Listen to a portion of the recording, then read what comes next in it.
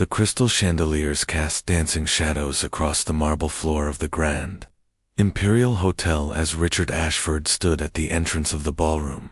His expensive suit perfectly tailored, his smile sharp and cruel, waiting for the moment that would provide him and his wealthy friends the evening's entertainment. He had invited Alina, his 58-year-old housemaid, to the city's most exclusive charity gala, not out of kindness, but to humiliate her in front of high society, to watch her stumble through a world she didn't belong to prove to everyone that some people were simply born to serve. But what happened next would shatter his arrogance and transform his heart forever. Richard Ashford had built his fortune in real estate, buying old neighborhoods and transforming them into luxury developments, never caring about the families displaced, never looking back at the lives disrupted. And he had raised his 17-year-old daughter, Sophie, in the same world of privilege and entitlement, teaching her that wealth equaled worth, that money meant you were better than others, that people like Alina existed only to make their lives more comfortable. Alina Navarro had worked in the Ashford household for 3 years, arriving each morning at 6 to prepare breakfast, clean the sprawling mansion, do the laundry, tend the gardens, and disappear into the background like a shadow, always polite, always quiet. Her weathered hands scrubbing floors while Richard barely acknowledged her existence except to complain if something wasn't perfect. Her graying hair tied back in a simple bun, her worn uniform always clean despite its age, her dark eyes holding a depth of sadness that no one in that house had ever bothered to notice or ask about. The invitation had been Richard's idea during a dinner party 2 weeks earlier, when his business associate, Thomas, had made a joke about bringing common people to their exclusive events to see how uncomfortable they'd be. And Richard, 3 glasses of wine in, had laughed and said, "I should invite my maid to the spring gala. Can you imagine her trying to use the silverware, trying to make conversation about things she couldn't possibly understand?" And everyone at the table had roared with laughter, and Sophie, sitting there in her designer dress, had felt a small uncomfortable twinge in her chest, but had pushed it away, not wanting to seem weak in front of her father's friends. The next morning, Richard had approached Alina in the kitchen where she was preparing his coffee and told her, with fake cheerfulness, that he wanted to do something kind, something generous, that he had an extra ticket to the spring charity gala, and would she like to attend as his guest?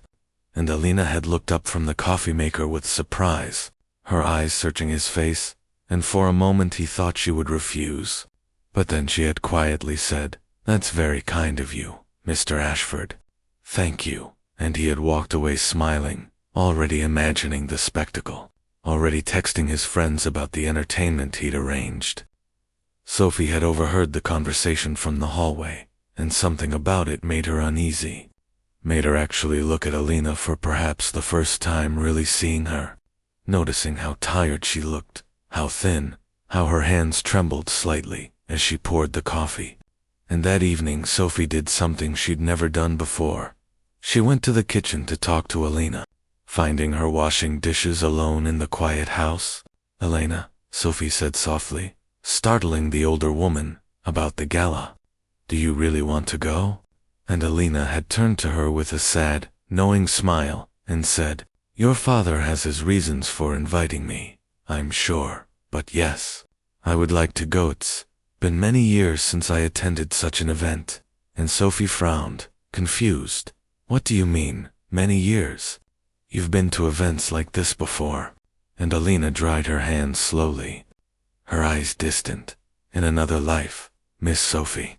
In another life I knew that world very well."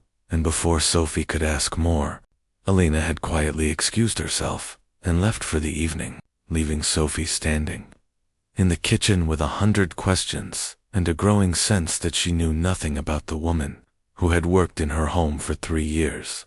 The days leading up to the gala, Richard made constant jokes about Elena's upcoming appearance, asking her at breakfast what she planned to wear. Was she going to borrow something from the Goodwill store? Did she know how to dance? Did she know which fork to use for salad? and each question was designed to embarrass her, to remind her of her place. But Elena never rose to the bait, simply answered politely, or smiled and continued her work. And Sophie watched these exchanges with increasing discomfort, beginning to see her father differently, beginning to question the values she'd been taught her entire life. Sophie started paying attention to Elena, really watching her, and she noticed things she'd never seen before. The way Elena arranged flowers with an artist's eye for beauty, the way she moved through the house with quiet grace, the way she hummed classical music while she worked, Chopin and Debussy, composers Sophie only knew because of her expensive piano lessons. And once Sophie found Elena in the library, standing before the bookshelf, her fingers gently touching the spine of a worn copy of Gabriel Garcia Marquez's 100 Years of Solitude. And when Elena noticed Sophie watching, she had simply said, "This was my daughter's favorite book." And there was such profound sadness in her voice that Sophie felt tears spring to her eyes, though she didn't understand why. The evening of the gala arrived, and Richard, dressed in his custom tuxedo, laughing with Sophie about the show they were about to witness. But Sophie wasn't laughing anymore. She felt sick to her stomach, felt ashamed in a way she'd never experienced before, and she said quietly, "Dad, maybe this isn't a good idea." But Richard waved her off, saying, "Sweetheart, it's just a bit of fun. Elena knows her place. She probably enjoy getting a glimpse of how the other half lives."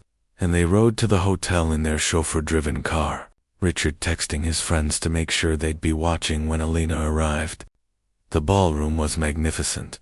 500 guests in designer gowns and tuxedos, tables decorated with orchids and candles, a string quartet playing Mozart, champagne flowing, and Richard positioned himself near the entrance, with Thomas and several other business associates, all of them in on the joke, all of them waiting to see the poor maid arrive in whatever pathetic outfit she'd managed to assemble, waiting to watch her fumble and embarrass herself, waiting for their cruel entertainment. At 8:15, the time specified on the invitation, a black car pulled up to the hotel entrance, and through the glass doors, Richard saw a woman emerge. But his smile faltered because something wasn't right. The woman moving toward the entrance carried herself like royalty, her posture perfect, her movements elegant, and when she stepped into the light of the lobby, Richard felt his heart stop because it was Elena, but not the Elena. He knew this. Elena wore a vintage black evening gown that was simple, but clearly expensive and perfectly tailored. Her gray hair was swept into an elegant chignon. She wore a single strand of pearls that gleamed against her throat, and most striking of all was her face, no longer hidden in shadows of exhaustion, but radiant with quiet dignity, her dark eyes clear and direct. And she moved through the lobby toward the ballroom like she had done this 1,000 times before, like she belonged there more than any of them. The ballroom fell silent as Elena entered, conversation stopping mid-sentence, champagne glasses pausing halfway to lips, and all eyes turned to this striking woman who commanded attention without seeking it. And Richard stood frozen, his mouth slightly open, his prepared jokes dying on his tongue, because this wasn't the humiliation he'd orchestrated. This was something else entirely, something that made him feel small and foolish. Elena's eyes scanned the room and found Richard, and she walked directly to him with a calm smile, extending her hand. "Good evening, Mr. Ashford. Thank you for the invitation." And her voice was different too, no longer the quiet murmur of a servant, but clear and refined, with an accent that spoke of education and culture. And Richard shook her hand numbly, aware that Thomas and his other friends were staring, their expressions confused, the joke somehow turned on its head. Sophie rushed to Elena's side, her young face bright with emotion. "Elena, you look beautiful," she whispered, and Elena touched her cheek gently. "Thank you, dear Sophie." And there was such warmth in the gesture that Sophie felt tears threatening again. An older gentleman approached, a distinguished man in his 70s, with white hair and kind eyes, and he stopped dead when he saw Alina, his face going pale, and then he whispered, "Alina. Elena Navarro. Is it really you?" And Alina turned to him, and her composure cracked for just a moment, her eyes filling with tears. "Hello, Dr. Mendoza." And the old man took her hands in his voice shaking. "My God. We thought everyone thought you had," and he couldn't finish the sentence. And Richard stood there, utterly lost, watching this interaction, realizing he knew nothing, understood nothing. Dr. Mendoza turned to the silent crowd, many of whom had gathered closer, drawn by the dramatic scene, and he said in a loud, clear voice, "Do you know who this woman is? This is Alina Navarro, one of the finest physicians this city has ever known, a cardiac surgeon who saved hundreds of lives, who pioneered techniques still used in operating rooms today, who gave free medical care to the poorest neighborhoods, who was nominated for the National Medical Service Award." And the crowd gasped, murmuring, and Richard felt the floor tilt beneath him, felt his entire understanding of reality shift, and Dr. Mendoza continued, his voice thick with emotion. 10 years ago, Alina lost her daughter and her husband in a car accident, and she disappeared from the medical community, and we all feared the worst, and now I find you here, alive, and I am grateful beyond words. Alina stood in the center of the attention she had never sought, tears streaming down her elegant face, and she said quietly, "After I lost Maria and Carlos, I lost myself too. I couldn't operate, couldn't heal others when I was so broken, couldn't face the life we had built together. So I walked away from everything, gave up my practice, sold my home, and tried to disappear into a simpler existence where the pain might be less, where I wouldn't have to pretend to be whole when I was shattered into a million pieces." And her voice broke, and Sophie was crying openly now, and many others in the ballroom had tears in their eyes. And Richard stood there, feeling like the smallest, most contemptible person who had ever lived. The evening transformed into something entirely unplanned, as doctors and professionals who had known Alina from her previous life gathered around her, embracing her, sharing memories, telling stories of lives she had saved. And Alina, though clearly overwhelmed, began to smile, began to remember who she had been before grief had consumed her. And Richard watched from the sidelines, his shame growing with each story, each revelation of the extraordinary woman he had treated as nothing more than a servant to be mocked and humiliated.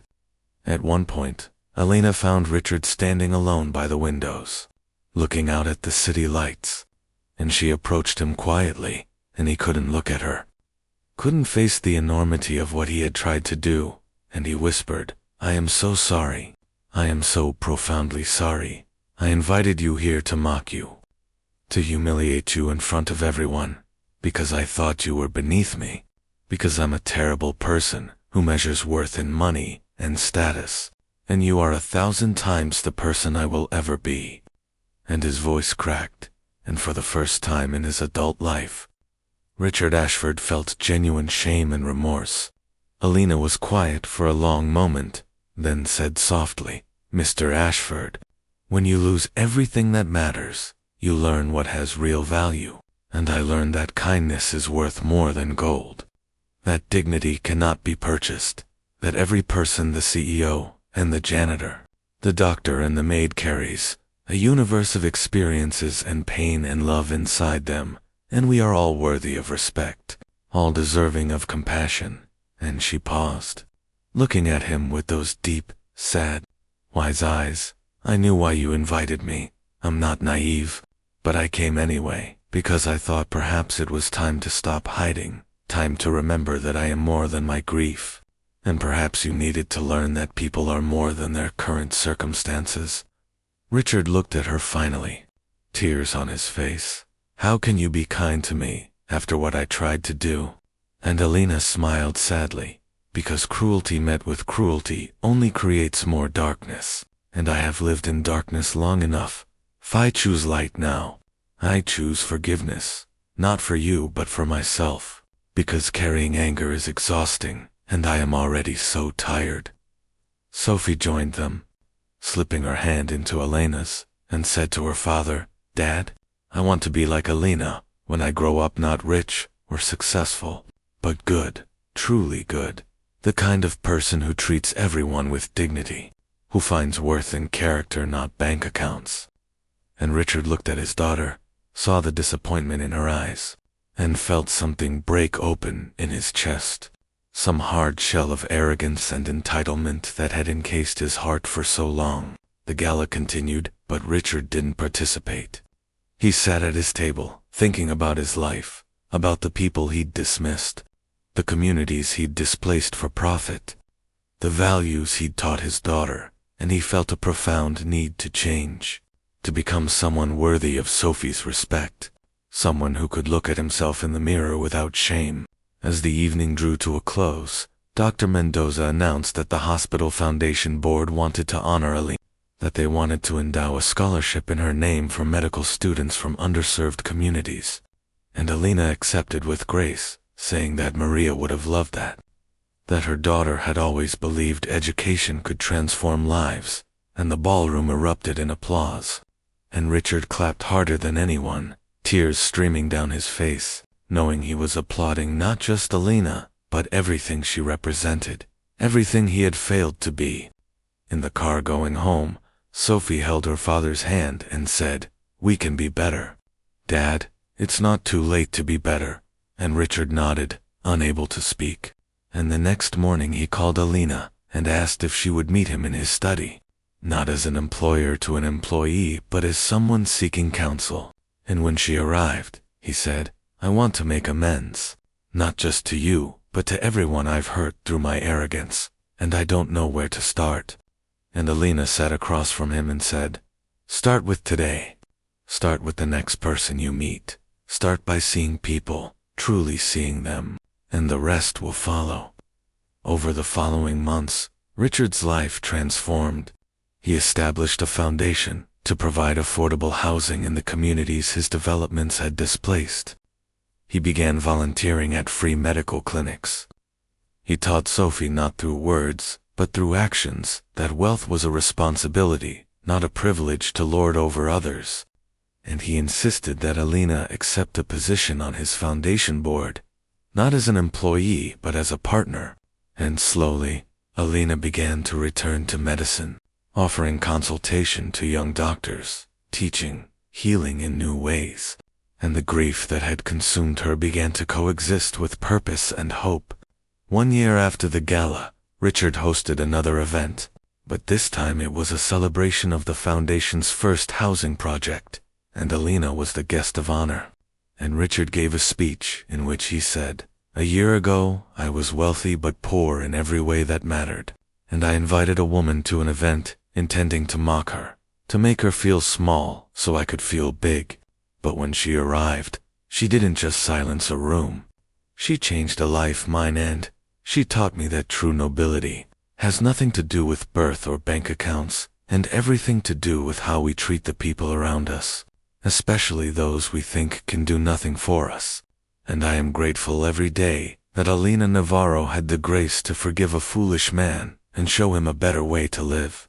Sophie, now 18 and preparing for college where she planned to study social work, stood beside Elena, and later that evening told her, "You saved my father's life. Even though you weren't in an operating room, you performed surgery on his heart, on his soul, and you saved mine too, because I was becoming just like he was.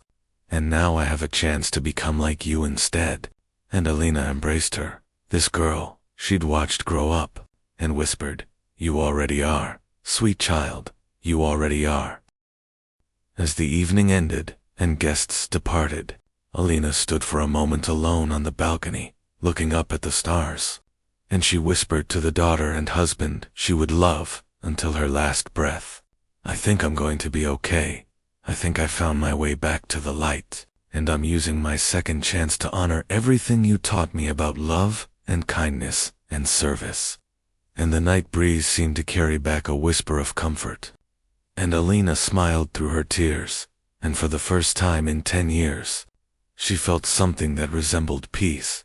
The story of the maid who wasn't a maid, of the wealthy man who learned humility, of the daughter who chose character over status, spread through the city and beyond, and Richard's foundation grew, helping thousands, and Alina returned to teaching medicine part-time, mentoring young doctors in both surgical technique and compassionate care. And Sophie grew into a woman who dedicated her life to serving others, and sometimes the three of them would have dinner together. No longer employer and employee, but friends bound by the night that changed everything. The night that proved dignity cannot be given or taken away, only recognized or ignored. And they had all learned to recognize it in everyone they met in the end. Richard's greatest achievement wasn't his wealth or his buildings, but his transformation from a man who measured worth in dollars to a man who measured it in kindness. And Elena's greatest gift wasn't just the lives she saved in operating rooms, but the lives she transformed through her grace and forgiveness. And Sophie's brightest future wasn't the privilege she'd been born into, but the purpose she'd chosen to pursue. And the lesson that rippled out from that one night, that one moment when a woman arrived and left everyone speechless, was this: every person you meet is fighting battles you cannot see, carrying stories you have not heard, and deserving of dignity you must choose to give. For in the end, we are not defined by our worst intentions, but by our willingness to grow beyond them, not by our circumstances, but by our character, and not by what we have, but by what we give. And the truest measure of a life well lived is not how high we climb, but how many people we lift up along the way.